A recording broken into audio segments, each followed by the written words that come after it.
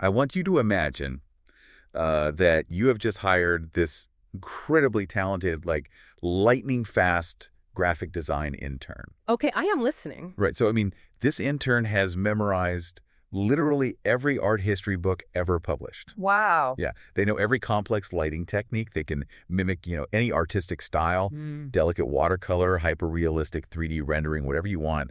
And they can paint a literal museum-quality masterpiece in about 3 seconds. Well, I mean, that sounds like you've just found the greatest employee in the history of the world. You would think so, right? But there is one massive catch with this intern. Oh, there's always a catch. Always. They have absolutely no original ideas. None. Ah, okay. Yeah, they'll just sit there staring blankly at a canvas for eternity until you give them, like, exact, precise instructions. Right. If you just tell them, draw a dog, they might scribble a basic stick figure. But if you say, draw a golden retriever puppy sitting in a sunbeam on a hardwood floor, shot on 35mm film with warm cinematic lighting, boom, masterpiece. That's such a perfect analogy. Right. The intern can do anything, but only if you know exactly how to ask for it. Which perfectly captures the reality of artificial intelligence image generation today. And honestly, it's why we are unpacking this specific presentation today. Yeah, let's get into the source. Right. So it's titled The New Digital Goldmine: AI Images and Prompt Engineering, and it's by Gladys Osagie. She's the founder of the Glad Coaching AI community. And the whole mission of our deep dive today is to unpack this massive shift happening in the digital economy. Exactly, because her work highlights a really fundamental shift. For decades, the barrier to entry for creating high-level digital content was, well, it was technical execution. Like actually knowing how to use the software. Yes. You had to physically know how to manipulate the programs, how to mask layers in Photoshop, how to, balance color curves. Which takes years to master. Years. But today, according to Osagie, that barrier is it's gone. The value has shifted completely away from the person who can physically make the image to the person who knows how to direct the machine to make it. So to understand why the source is calling this a digital gold mine, we basically have to redefine what it actually means to be creative today. Right. We're talking about the shift from pixels to prompts. Because you look at these, these hyper-realistic AI images online, and the natural instinct is to think, oh, the image itself is the product. Yeah, it's an easy assumption to make, but Osagie points out that it misses the underlying mechanics of how these AI systems actually operate. Okay, break that down for us. So the presentation makes a crucial distinction here. Yeah. The real power, the actual proprietary asset, is not the image. It's the prompt. Meaning the specific words, right? Like the instructions in the vocabulary you literally feed into the text box. Exactly. Because these AI models, they're called diffusion models, they don't see the way human beings do. They associate text tags with massive, massive patterns of pixels that they were trained on.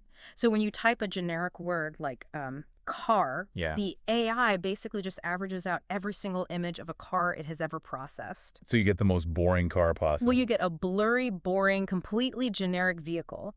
To get a specific, beautiful result, you have to guide the AI away from the average. You have to tell it the era, the paint texture, the specific camera lens, the time of day. Well, so the bottleneck of creativity is completely flipped. How so? Well, in the past, my imagination was always limited by my physical ability to, render an idea onto a screen. Yeah. Like I could picture a beautiful sci-fi cityscape in my head, but I couldn't paint it to save my life. Right, yeah. Now, to create breathtaking visual art, my most important tool isn't a paintbrush. It's like having a really good vocabulary and clear communication skills. It really is. Think about it like programming a GPS. Okay. If you just type Springfield into your navigation app, you might end up in Illinois or Massachusetts or Missouri. Right, there's a Springfield everywhere. Exactly. You haven't given it enough data. The GPS isn't broken, Your instructions were just too vague. You need the zip code. You need the exact coordinates, the zip code, the street address. Prompt engineering is essentially providing the exact GPS coordinates for a specific concept within the AI's vast imagination. I love that GPS analogy because it really explains why some people get, terrible results and just give up, while other people are building entire businesses off this. Precisely. If you know how to type the coordinates, you move from being a laborer who manually draws the lines to being a creative director who oversees the vision. And that completely levels the playing field, right? For anyone who has spent their entire life thinking, oh, I'm not a creative person. Yeah, you don't need to be able to draw a straight line anymore. Nope. You just need to be able to describe the line, its thickness, its color, and its context. Okay, let me play devil's advocate here, though. Go for it. If it really is as simple as, typing words into a box and the barrier to entry is basically zero, now doesn't the market immediately just get flooded? That is the big question. Right, like if I can generate a stunning logo in 3 seconds, why would anyone pay me for these skills? What are people actually building and monetizing with this? You're touching on a really common misconception, the idea that easy creation equals zero value. But let's look at the actual economic dynamics Gladys Osagie outlines in her presentation. Okay. The modern internet is an absolute content beast, and it constantly needs feeding. That is very true. Brands, life coaches, small local businesses, massive corporations, they all need content every single day just to stay relevant. Meaning they need like social media graphics, YouTube thumbnails, product mock-ups, podcast covers. Yes, all of it. The demand for digital assets is practically infinite. Every new video uploaded to YouTube needs a clickable thumbnail. Every new t-shirt design needs a mock-up showing a model actually wearing it. But traditional human output is finite. It takes hours or even days to design these things manually. AI bridges that gap between infinite demand and finite supply. Oh, that makes sense. So the people monetizing this aren't necessarily, fine artists. They are problem solvers using AI to meet market demand at scale. Give me a concrete example of that. Like, how does a normal person actually turn prompt engineering into a scalable business? Let's take the children's book market, which is heavily featured in the GLAD coaching materials. Okay. Historically, if you wrote a 30-page children's book and you wanted to self-publish it, you had to hire an illustrator. Which is expensive. Very. It could cost thousands of dollars and take like 6 months of back-and-forth revisions. Today, someone with a strong grasp of prompt engineering can generate consistent, highly stylized character illustrations in a matter of days. Wait, but how do they keep the character looking the same on every page? That seems like a nightmare if you're just typing random prompts. And that is exactly where prompt engineering moves from a fun party trick to an actual professional skill.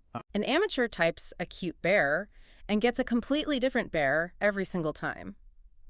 A skilled prompt engineer uses specific seed numbers, character reference weights, and consistent descriptive strings. So they're locking in the variables. Exactly. To ensure the bear looks identical, whether it's standing in a forest or flying a spaceship, they aren't just selling AI art. They are selling a completed children's book to a marketplace that buys children's books. Okay, wow. The presentation also lists some other really fascinating business models, like print-on-demand stores, faithless YouTube channels. Yeah, those are big ones. I want to break those down because they sound like, typical internet buzzwords, but there are actual mechanics behind them. Let's start with the faceless YouTube channels. So a faceless YouTube channel is exactly what it sounds like, a channel where the creator never actually steps in front of a camera. Okay. They focus purely on storytelling. Maybe it's historical mysteries or personal finance tips. They use an AI-generated voiceover to read the script, and they use AI image generators to create all the visual B-roll and the clickable thumbnail. And then they just monetize through YouTube advertising revenue. Exactly. So they're basically operating a highly efficient one-person media production company. That's wild. And what about print on demand? Print on demand is where you design a graphic, say a really cool vintage-style graphic of a coffee cup, and you upload it to a platform like Etsy. Okay. You connect your Etsy store to a printing warehouse. When a customer buys a t-shirt with your design, the warehouse prints it and ships it automatically. So you never even touch the inventory? You never touch it. The bottleneck used to be spending hours designing that one graphic. Now with prompt engineering, you can test 50 different coffee cup designs in an afternoon and just see which one the market actually wants to buy. Okay, hearing that list of opportunities, it sounds incredibly appealing. It does. But I want to pivot to a major roadblock here. We are talking about learning a brand new technical skill. Even if it's based on language, the interface can be really intimidating. Yeah. You open Midjourney or DALL-E, and you see all these parameters, commands, and numbers. For an absolute beginner, the imposter syndrome kicks in hard. Absolutely. People think, I'm not a tech person, or I'm too late to learn this. Which is a completely rational fear. When technology moves this fast, paralysis is just the default human response. Yeah. And Osagie's material tackles this head on. She recognized that just handing someone a manual on AI isn't enough. The GLAD coaching AI community focuses heavily on simplifying the interface for absolute beginners. What do they actually teach, though? They teach the foundational pillars: image creation, content workflows, storytelling, and, of course, monetization. But here is what really caught my attention in her approach. Yeah. They don't just, record a bunch of video modules, put them behind a paywall, say good luck, and disappear. Right. The source says they host live implementation meetings every single Monday and Thursday. And that focus on implementation over information is a profound shift in how we learn online. Say more about that. Think about the current state of the internet. We live in an age of infinite information. You can find a free tutorial for literally anything. Yeah, on YouTube or wherever. Right. Information is no longer a scarce resource. Focused execution is. I mean, we've all done it. You get hyped about a new skill, you buy the online course, you watch the first 2 videos while you're eating dinner, and then you never open it again. Yep. It just sits on your hard drive, gathering digital dust. Because passive consumption feels like learning, but it doesn't actually build neural pathways. When you just watch a video of someone else generating a beautiful image, you think you understand it. Right. But then you sit down at your own keyboard, you type what you think is a great prompt, and the AI spits out an image of a person with like 6 fingers on one hand and 3 legs. Well, the classic weird AI hand. Exactly, or the lighting is completely blown out. And if you are sitting alone in your room when that happens, you just hit this wall of frustration. You assume you just don't have the tech gene, and you quit. But imagine bringing that failed image to a live Thursday implementation session. Okay. You share your screen. You show the community your exact prompt. And through active troubleshooting, you discover the mechanical flaw in your instructions. Give me an example of a flaw.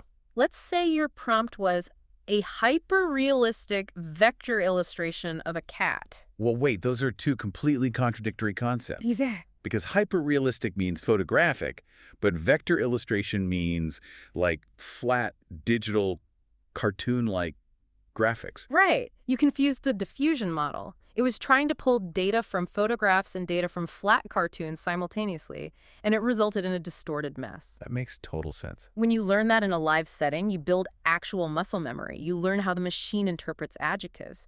That iterative, community-driven process transitions the user from passively watching tutorials to actively speaking the language of the AI. It reminds me of the difference between like reading a textbook about how to ride a bicycle versus actually having someone hold the back of the seat while you figure out your balance. That's a great way to put it. Because the textbook can explain gravity and momentum all day long, but you only learn to balance by feeling the bike tilt and correcting it. Yeah. You only learn prompt engineering by seeing the AI misunderstand you and figuring out how to clarify your words. The word clarify is doing a lot of heavy lifting there. Yeah. Because we often think we are clear communicators until we have to talk to a machine that has 0 intuition. Yeah, that's a good point. Humans rely heavily on implied context. If I tell you, draw a picture of a house, you intuitively know to draw the outside of the house, probably from the front, in broad daylight.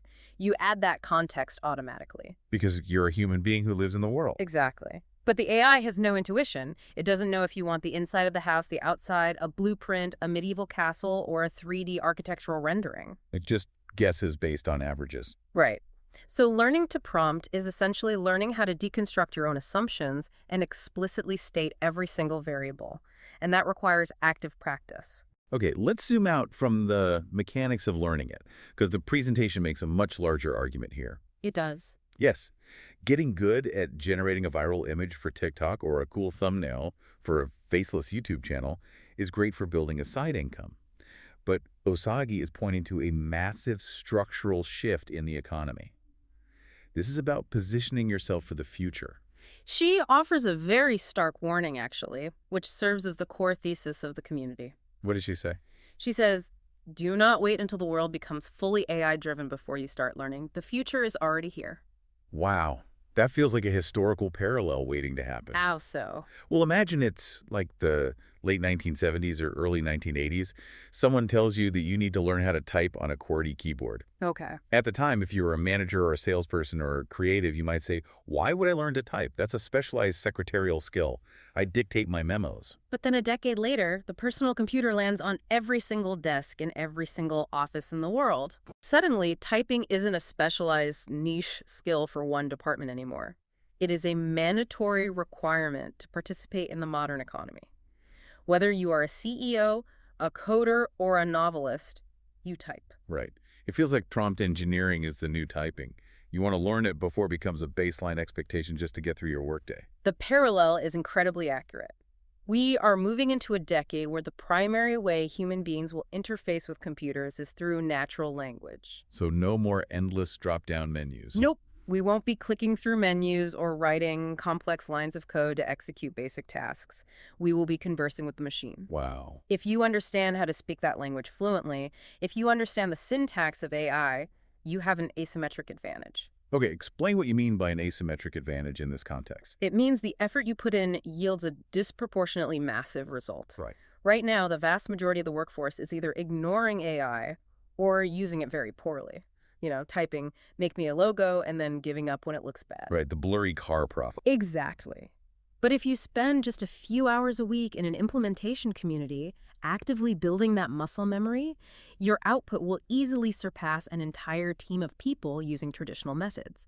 You gain a massive head start simply by adopting the literacy early. So if you are listening to this right now, regardless of your background, the implications are massive. Truly. If you're a small business owner who is exhausted by the time and money it takes to source decent graphic design for your marketing, you now have a hyper-capable intern waiting for your instructions. Yes. And if you're a creator looking to scale your output or, launch an Etsy store without burning yourself out, the bottleneck has been totally removed. The gatekeepers of expensive software suites have essentially been bypassed. Yeah. The ability to create professional-grade visual assets is no longer hoarded by those with thousands of hours of technical training. It's totally democratized. It is. The only limit now is your imagination and your willingness to sit down and learn how to articulate that imagination clearly. The prompt is the power. But before we wrap up this deep dive, there is a fascinating philosophical thread hidden in all of this.